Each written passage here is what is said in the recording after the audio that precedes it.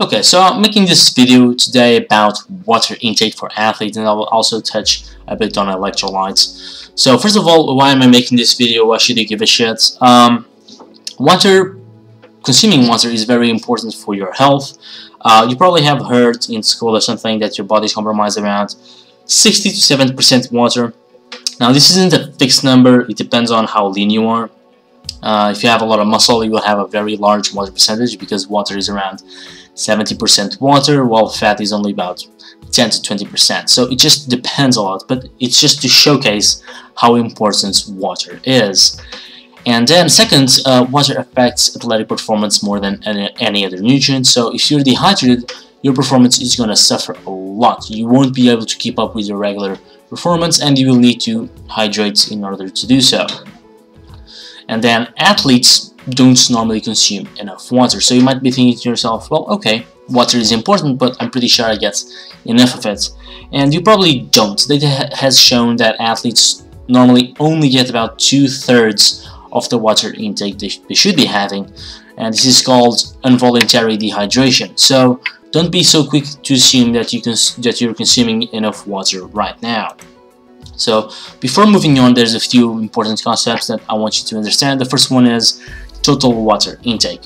What I mean by this is that your water intake is comprised of everything that has water. Your body doesn't care if you're consuming water with something. It has water, so it's good to go. So this means that your soda contributes to your total water intake, and even your food contributes to your total water intake. Don't think about water intake as purely water, okay? And then the second concept is water in, water out. Very similar to calories in, calories out, obviously, same concept. Water in is all the water that you're drinking and all the food that you're eating, and water out is roughly how much you're sweating. It's not the only thing, but it's a very large majority of it, especially among athletes, because athletes obviously sweat more. So now, when determining water intake, there's a few variables to keep in mind. These ones are the main ones. First one is individual differences. People are just different, and some people will need a different water intake even if everything is the same. For example, I sweat a lot even if I'm not tired. Even if I'm doing the same amount of work and the same amount of effort than someone else, I will just sweat more. It will probably just depends on how efficient your body is at regulating body temperature. So the second one is environment. So it depends on temperature and humidity of where you live and where you train. So an athlete that lives in Brazil in the summer will have a different intake than someone who lives in Sweden during the winter. And it also counts the exercise, and this depends on the actual exercise you're doing, what sport you're playing. So let's say a marathon runner versus a soccer player or versus a powerlifter, they will obviously have different water intakes because they practice different sports that have different needs. And then it also depends on the workload or the volume that you're doing for that sport. So a marathon runner that runs, let's say, 10 hours a week will have a different intake than someone who trains 30 hours a week. Same thing for the powerlifting example. Someone who does 10 squats a week will have a different water intake than someone who does 30 sets of squats per week. Now, regarding actual intake guidelines, it's very hard to give a specific intake guideline because the variables change the intake so much, the three variables I talked earlier. But roughly, as a baseline, the Food and Nutrition Board recommends 3.7 liters for men, and for women about 2.7. But keep in mind, this is just for the regular population. This isn't for actual athletes, and athletes obviously they train and so they sweat more, and because of that equation, water in, water out, they will need to drink more water.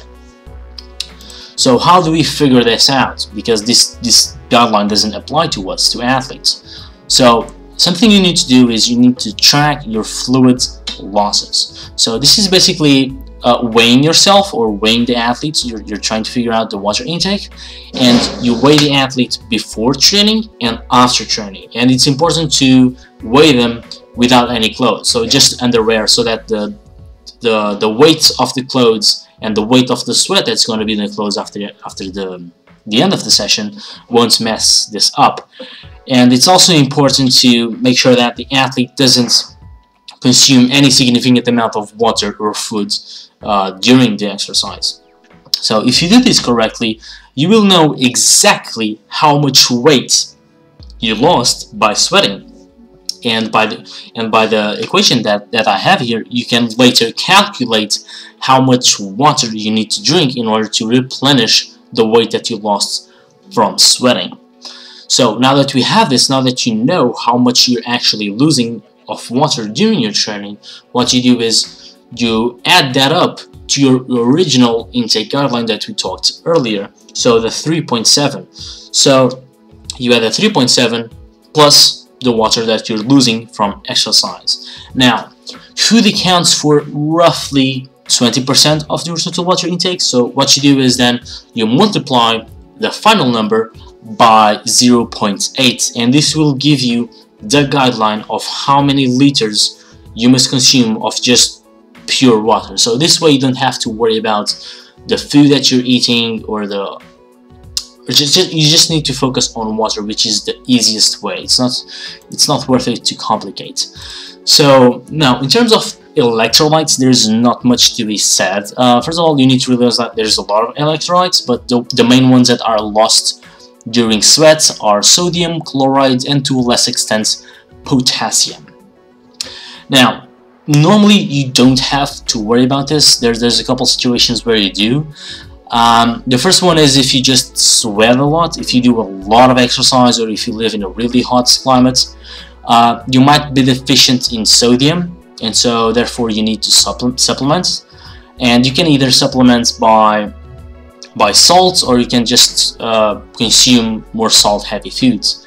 And this might also be a concern in people who overly obsess about eating clean. So athletes and bodybuilders sometimes, they're just really focused about eating as clean as possible and don't eat any processed food whatsoever.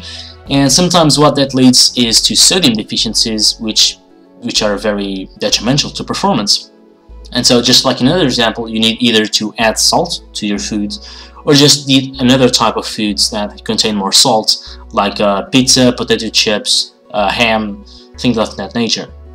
So now, just to sum up, to actually you need to retain from this, your goal should be start training in a hydrated state, and then while you're training, avoid dehydration, and then after your training, you need to rehydrate before the next session. So when you're starting to train, to make sure that you hydrated, a common guideline that I like is consuming half a liter of water 2 hours before training. So half a liter will ensure that you will be hydrated when training for most people, for most scenarios, and 2 hours before will make sure that you'll have time to pee any excess, because obviously very inconvenient to go to the bathroom while you're training.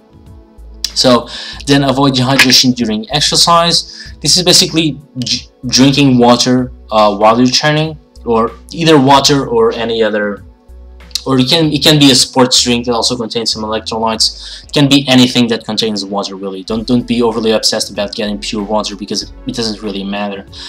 Now, drinking while training, the importance of it depends on how much you're sweating and how long is the training session. So if it's a very low volume, very high intensity, if it's like a powerlifting routine where you're doing it for like 40 minutes, drinking during training isn't that relevant. But if it's like a bodybuilding workout, lots of volume, lots of high reps, 2 hours long, yeah, it will probably be very important, and obviously even more important if you're doing any type of endurance work. And then rehydrating before the next training session, the simplest way is just simply to make sure that you reach your water intake that you calculated with the formula that I gave you earlier. And so if you do these things, if you just keep these goals in mind, these objectives, you'll be fine. And so there you go. Now you know how to determine, and you know what to do in terms of water intake and electrolytes. So hope you learned something, and peace out.